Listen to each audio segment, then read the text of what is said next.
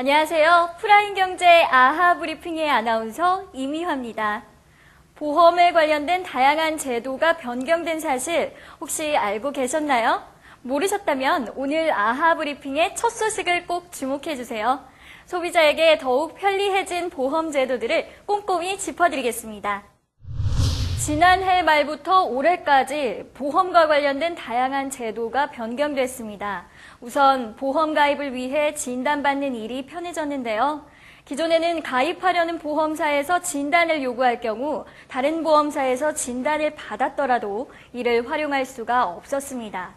그러나 올해 1월부터 보험사 간의 검진 결과를 공유할 수 있어 이런 번거로움이 사라지게 됐습니다. 소액 통원 의료비의 보험금 청구도 쉬워졌다고 합니다. 2만 원짜리 보험금을 받기 위해 제출해야 하는 진단서나 소견서 발급 비용이 10,000원 내외로 소비자들이 실제로 받을 수 있는 혜택은 거의 없는 상황이었는데요.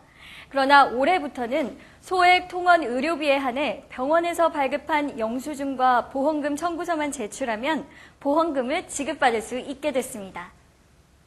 또한 부활보험료 분납제도가 올해 안에 대부분의 보험사로 확대될 예정입니다. 부활보험료 분납제도란 보험료 미납으로 해지된 지 2년이 지나지 않은 보험계약 중 보험계약의 신청에 의해 부활보험료를 3개월로 나눠서 납입할 수 있는 제도입니다. 저소득층 고객이 보험계약을 부활하고 싶어도 이 목돈을 한꺼번에 지불해야 한다는 부담감 때문에 부활을 망설이는 경우가 많았던 점을 보완한 것이죠. 이처럼 소비자에게 더욱 편리해진 보험 제도들 꼭 기억해 두셨다가 현명한 소비자로서의 혜택 듬뿍 받으시길 바랍니다. 지난달 25일 박근혜 정부의 경제혁신 3개년 계획이 발표된 후 상가시장은 급격히 술렁였습니다. 그동안 말도 많고 탈도 많았던 상가 권리금에 대한 문제가 거론된 탓이었는데요. 6월 지방선거를 앞두고 임차인 권리보호를 외친다는 점이 씁쓸하긴 하지만 지금에라도 되짚어준 것이 그나마 다행이라고나 할까요? 그렇다면 권리금이란 무엇일까요?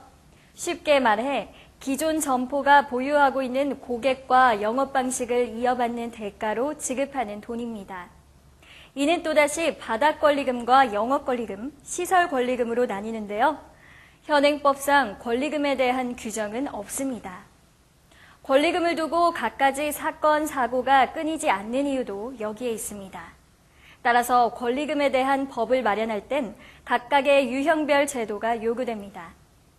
이와 관련해 선종필 상가뉴스 레이더 대표는 일단 큰 취지에서 봤을 땐 환영할 만한 일이지만 막상 현실에 대입했을 때 예상되는 문제점들이 많다며 도입을 서두르기보다는 완성도 있는 제도를 마련하는 것이 시급하다고 조언했습니다.